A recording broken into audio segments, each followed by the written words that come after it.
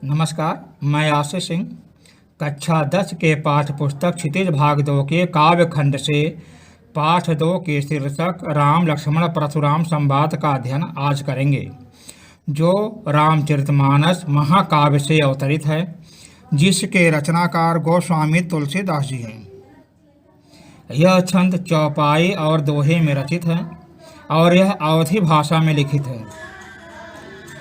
ठीक है।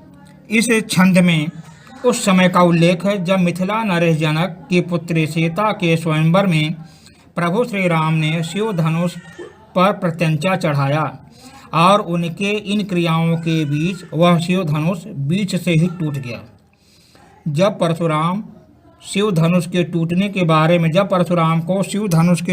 के बारे में पता चलता है तो उन्होंने क्रोध में भर करके महाराज जनक से धनुष टूटने का कारण पूछा। तब बहुत ही सरल एवं सहज स्वभाव से श्री रामचंद्र जी कहते हैं, क्या? नाथ शंभु धनु भंज निहारा। हे नाथ, शंभु धनु माने शंभु भगवान शंकर का धनुष, भंज निहारा तोड़ने वाला होगा केहू एक दास तुम्हारा, आपका कोई एक दास। अर्थात हे नाथ, भगवान शंकर के धनुष को तोड़ने वाला आपका कोई एक दास ही होगा। आये सुकाह कहीं किन मोही, आप हमें आज्ञा दीजिए, आप यहाँ किस प्रयोजन से आए हैं, मैं उसे पूरा कर दूँ। आपका उद्देश्य क्या है यहाँ आने का, उसकी आज्ञा दीजिए। सुन ऋषाय, राम के इस प्रकार के वचन को सुन माने सुन करके, ऋषाय क्रोधित होकर के बोले मुनि कोही, क्रोधी मुनि परशुराम बोले। कोही माने क्रोधी। ठीक है। सुन ऋषाय बोले मुनि कोही, राम के इस प्रकार के वचन को सुन करके क्रोधी मुनि परशुराम क्रोधित होकर के बोले। क्या बोले?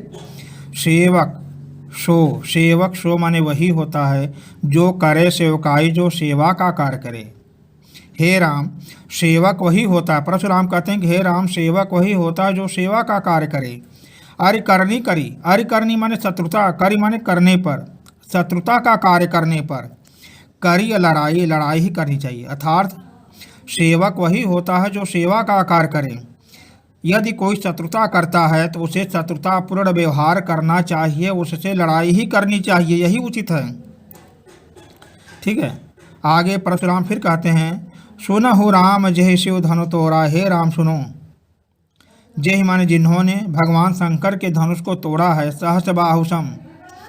सहस बाहु के समान सो रिपु मोरा, वह हमारा परम शत्रु है।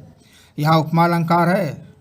जहाँ सा से सी सरि सम समान आ जाए वहाँ उपमा अलंकार होता है। यहाँ सम आया, सहस बाहु सम सो रिपु मोरा, सहस बाहु के समान वही मेरा परम शत्रु है। सो बिलगायो बिहाय समाजा, सो माने वह, बिलगायो अलग हो जाए, बिहाय माने छोड़ करके समाजा। जो भगवान शंकर के धनुष को तोड़ा है वह इस समाज को छोड़कर अलग हो जाए, ताकि दंड का भागीदार वही बने। अगर वह ऐसा नहीं करता है न त नहीं तो, यदि वह ऐसा नहीं करता है तो मारे जाई हैं सब राजा।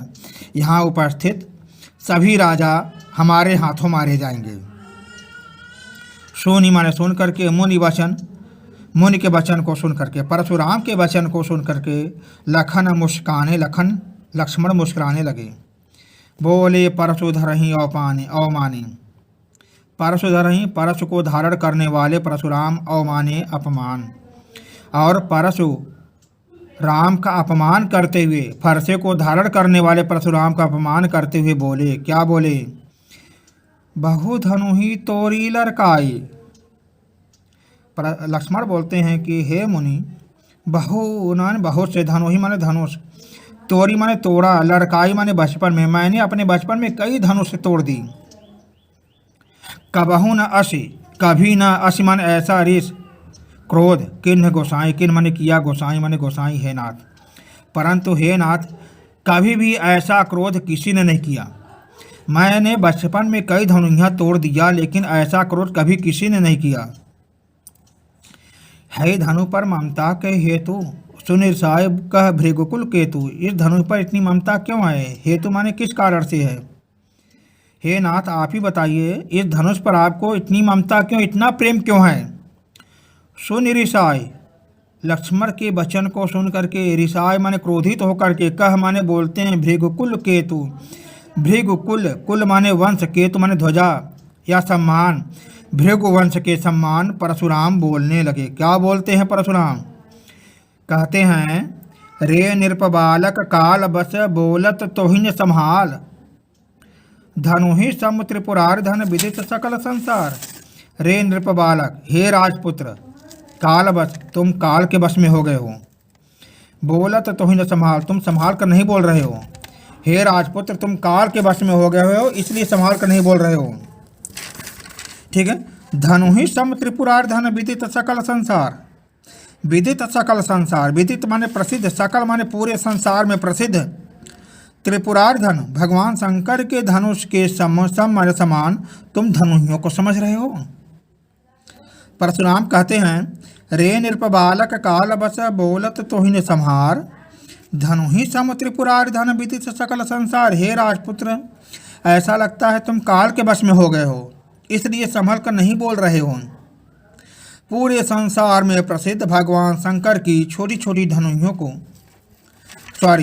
पूरे संसार में प्रसिद्ध भगवान शंकर के धनुष को छोटी छोटी धनुहियों के समान समझ रहे हो।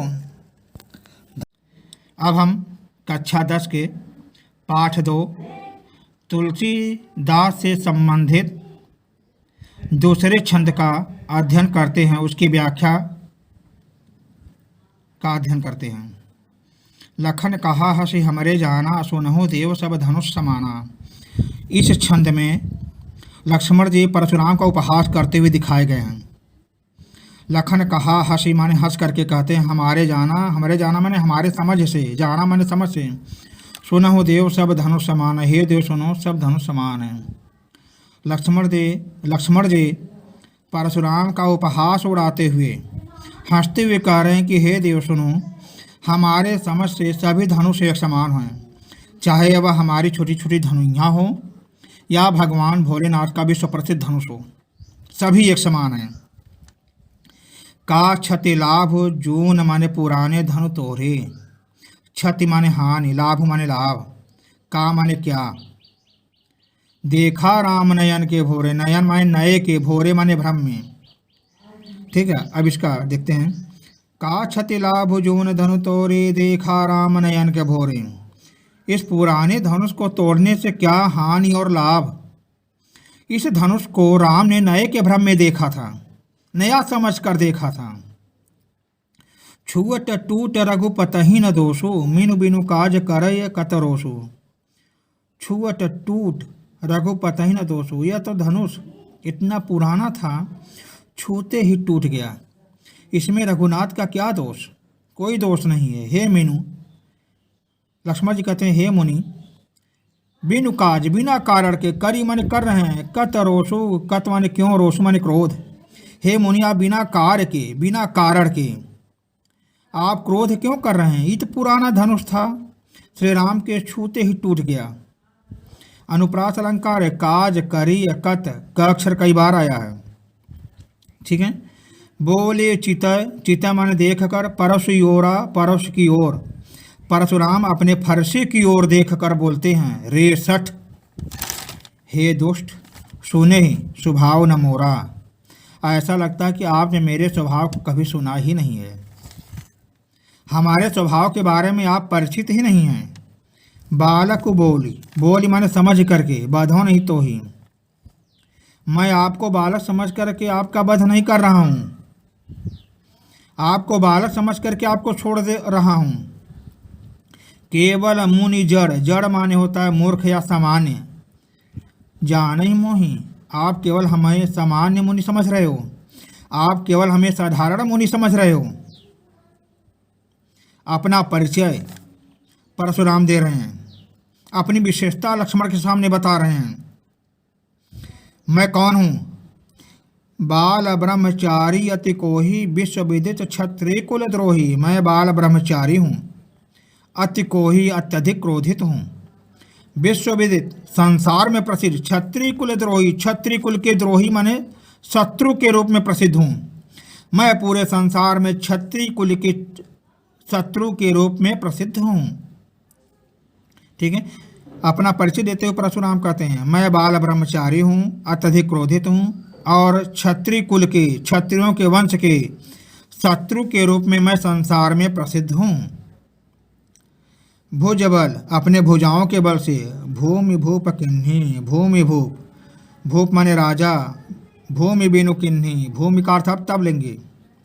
मैं अपने भुजाओं के बल से न जाने कितनी राजाओं को भूमि से हीन कर दिया, मैं अपने भुजाओं के बल से न जाने कितनी राजाओं को पराजित कर दिया।